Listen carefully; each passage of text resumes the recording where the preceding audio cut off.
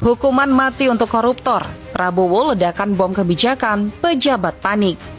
Suasana di Istana Negara mendadak mencekam saat Presiden Prabowo Subianto mengumumkan kebijakan paling kontroversial dalam sejarah pemberantasan korupsi di Indonesia. Saya akan melawan korupsi dengan sekeras-kerasnya dan dengan segala tenaga dan upaya yang bisa saya kerahkan tanpa pandang bulu.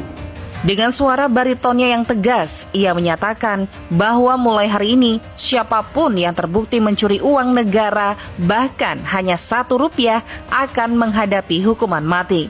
Pernyataan tersebut langsung meledak seperti dinamit di tengah ruang konferensi yang dipenuhi pejabat dan jurnalis. Banyak yang awalnya mengira ini hanyalah retorika kampanye yang tak akan pernah terwujud. Namun dalam hitungan menit, kebijakan ini resmi dituangkan dalam peraturan pemerintah pengganti Undang-Undang Perpu, memberikan kewenangan luar biasa bagi Kejaksaan Agung dan Komisi Pemberantasan Korupsi KPK untuk menindak para pelaku tanpa ampun. Reaksi pun beragam. Media sosial meledak dengan dukungan dari masyarakat yang sudah muak dengan korupsi.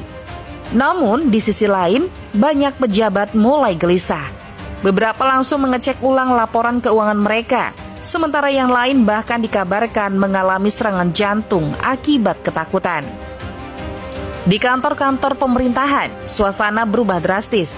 Seorang kepala dinas di Jawa Tengah yang pernah menggelapkan dana operasional sebesar Rp3.750 untuk rapat fiktif mendadak didatangi petugas KPK. Pejabat yang dulu menganggap uang kecil bukan masalah, kini justru bisa berakhir di hadapan regu tembak. Tak hanya di birokrasi, efek domino kebijakan ini mulai terasa di sektor usaha. Kontraktor mengeluh karena pejabat daerah kini terlalu takut menandatangani pencairan dana proyek.